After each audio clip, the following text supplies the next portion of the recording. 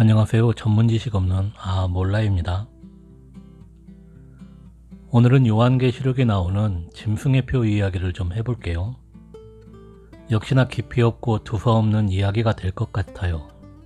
몰라니까요.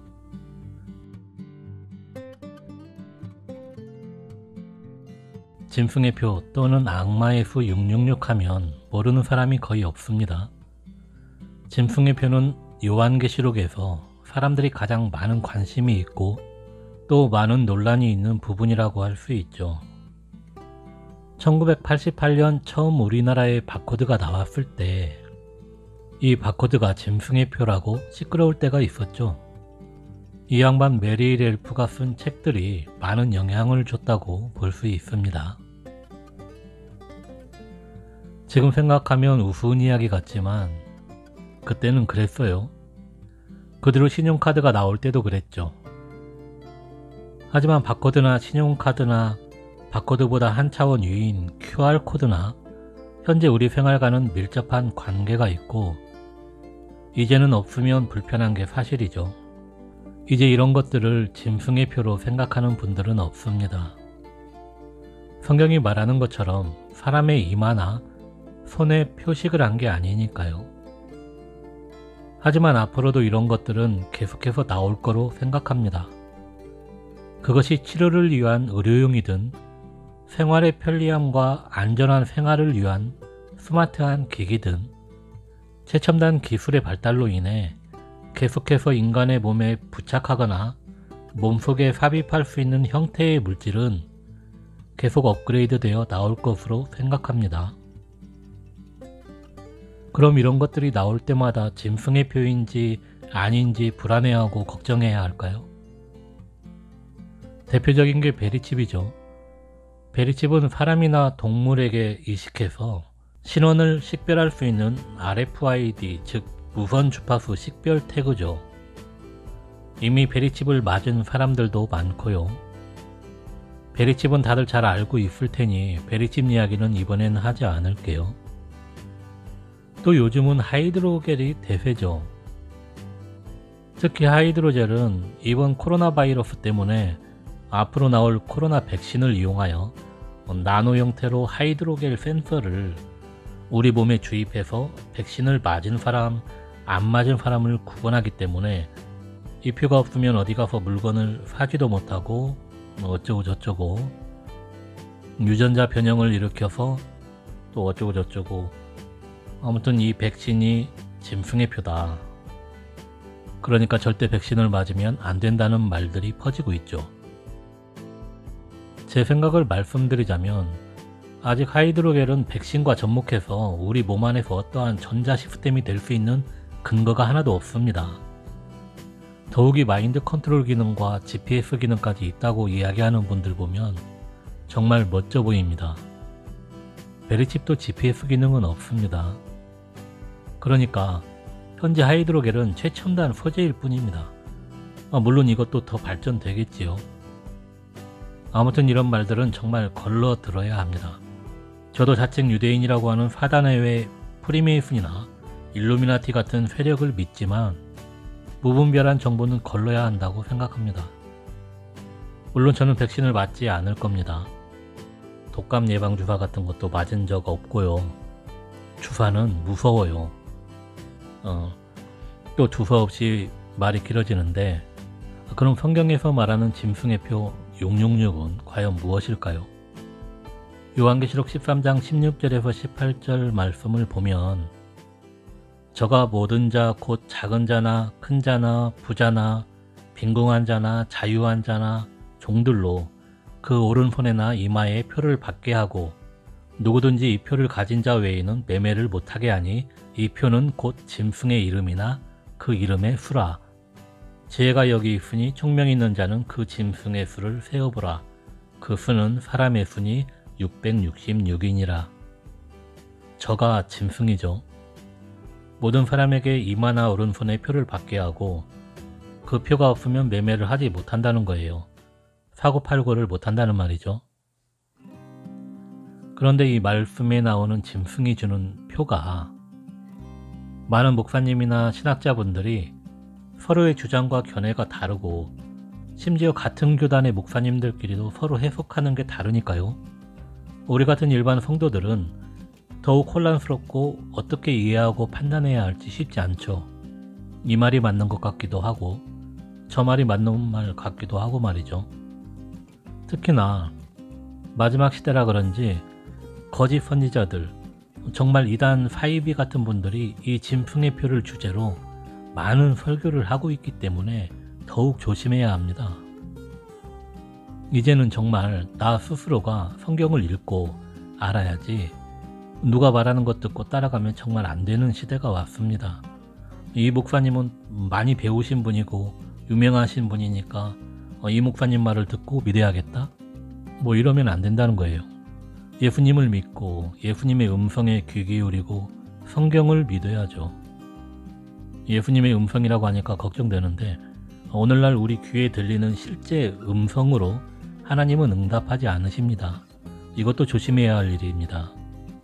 기도로 성령님의 조명하심을 구하며 열심히 부지런히 성경을 읽어야 한다는 겁니다. 혹시 압니까? 앞으로 성경도 맘대로 못 읽는 때가 올지도 모르는 일이죠. 그럼 우리는 이 짐승의 표를 어떻게 받아들여야 할까요? 요한계시록을 해석할 때 과거로 해석하거나 미래로 해석하거나 역사적으로 해석하거나 상징과 영적으로 해석하거나 일반적이고 보편적으로 해석하거나 여러 해석 방법을 가지고 해석하지만 오늘 짐승의 표는 어떻게 해석을 해야 할까요? 짐승의 표를 해석하는데 쉽게 두 가지가 있죠. 하나는 상징적으로 해석하는 것과 또 하나는 문자 그대로 실체로 해석하는 거죠. 상징으로 볼 것인가 실제 물리적인 표로 볼 것인가 말이죠. 참고로 저는 짐승의 표를 상징으로 생각하지 않습니다. 실제로 사람들에게 손이나 이마에 이식을 하든 피부에 타투 형식으로 각인이 되든 짐승의 표를 받게 하는 날이 올 거라고 생각을 하고 있습니다. 이 부분은 다음에 좀 더 이야기해 볼게요. 그럼 상징으로 해석하는 분들은 왜 그러냐? 요한계시록이 앞으로 예수님이 재림하실 때, 즉 마지막 때를 살아가는 성도들이 실제로 겪게 될 일들과 사건과 징조들을 요한에게 계시해줬다기보다는 하나의 묵시문학 장르로 분류를 하고 당시 요한이 책을 기록하던 시기에, 그러니까 AD 95년경으로 보면 되겠죠. 당시 로마 정권 안에서 황제 숭배를 강요하고 믿는 자들을 핍박하고 공격하고 괴롭히지만 성도들에겐 종말에 구원이 있고 사탄이 권세 잡고 있는 악한 세상에 대한 하나님의 심판이 있음을 확신시켜 주므로 받게받는 성도들에게 위로와 소망을 전해주기 위해서 요한이 썼다는 거예요. 쉽게 말하면 당시 수신자였던 소아시아 사람들이 알아들을 수 있는 말을 썼지 베르치처럼 당시 사람들이 알 수 없는 글을 쓴 게 아니라는 거죠. 하지만 소아시아의 7교회뿐만 아니라 모든 시대의 교회에 오늘날 우리 교회와 성도들에게도 소망과 격려를 해주는 반면에 책망과 회개를 권고하는 메시지도 담고 있는 거잖아요. 아무튼 요한계시록에 나오는 짐승의 표는 앞으로 다가올 종말의 시대 마지막 시대에 어떤 적그리스도가 나타나서 짐승의 우상에게 경배하게 하고 짐승의 표를 받게 하는 것이 아니라, 그리고 그 표가 없으면 매매를 못하는 것이 아니라, 짐승은 당시의 네로 황제를 상징하는 거고 그가 믿는 사람들을 핍박했고 신전 같은 곳에서 황제의 숭배를 하게 했는데 숭배를 한 사람에게는 표를 발행해줬고 그 표가 짐승의 표라는 거예요. 심지어 이마나 손에 도장으로 표를 해줬다고 말하는 분들도 있죠. 누가요? 짐승 같은 황제가요. 짐승의 이름이나 그 이름의 수라고 했고 수를 세어보면 그 수는 사람의 수니 666이니라 말씀하시죠. 히브리어나 고대 헬라어에는 알파벳마다 고유의 숫자가 있는데요.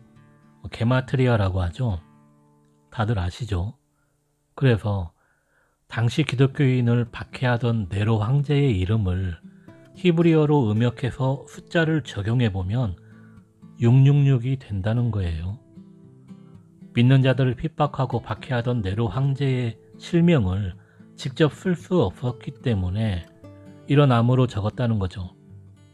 실제 당시에는 이런 식으로 사람의 이름을 숫자로 표현하기도 했다는 것이 폼페이에서 발견된 낙서를 통해서도 증명이 되기도 했죠.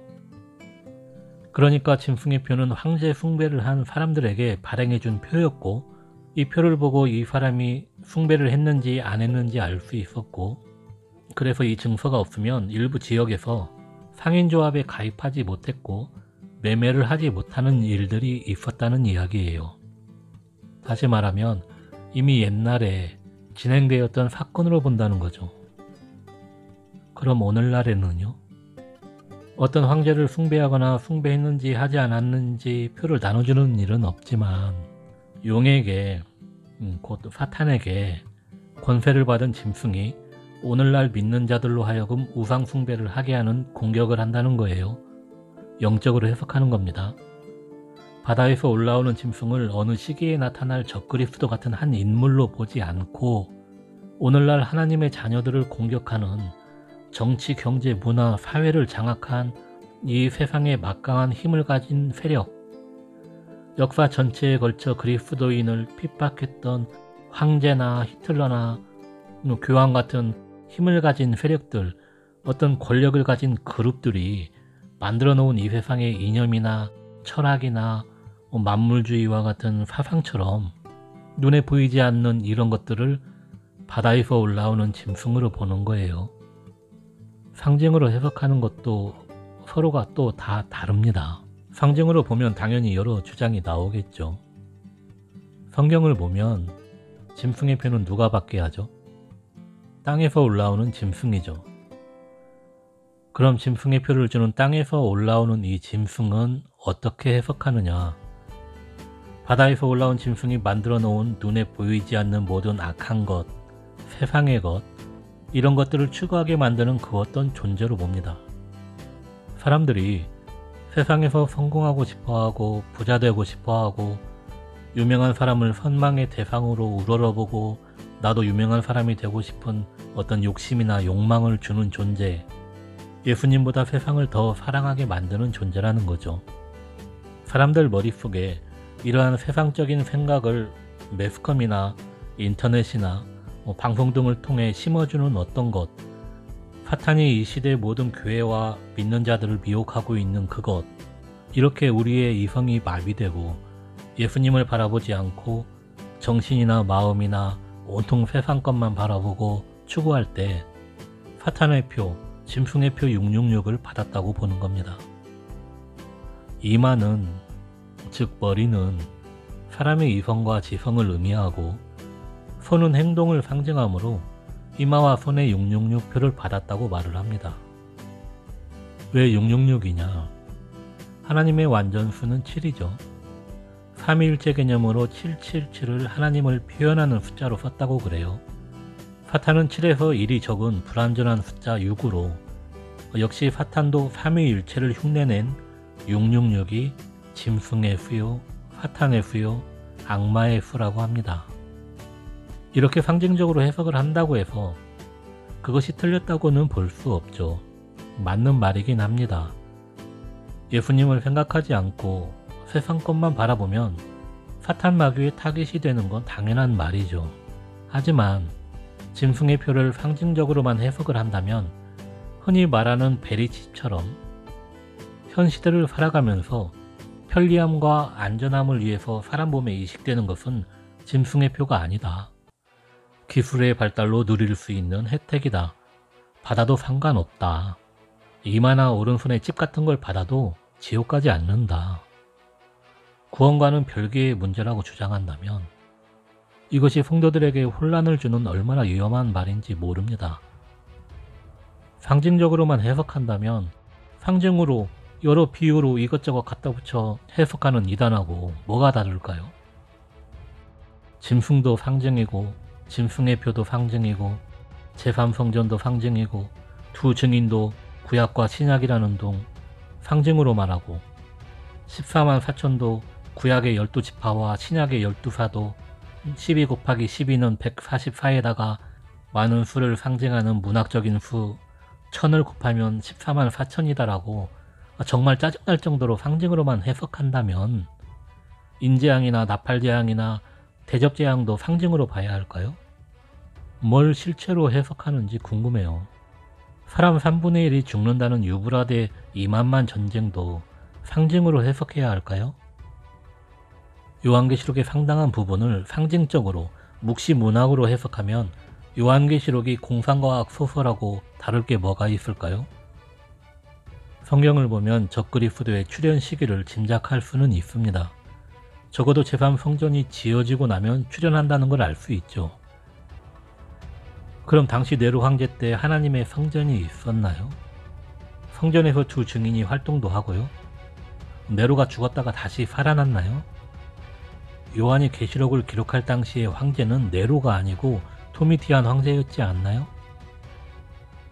아무튼 여러분, 성경을 어떻게 읽고 어떻게 해석하고 어떻게 받아들일지는 각자의 몫이지만 분명한 것은 우리는 지금 마지막 시대를 살고 있고 정말 우리는 나의 지식과 나의 능력과 나의 재물을 믿고 사는 게 아니라 정말 예수님만 믿고 의지하며 말씀에 순종하며 살아갈 때입니다.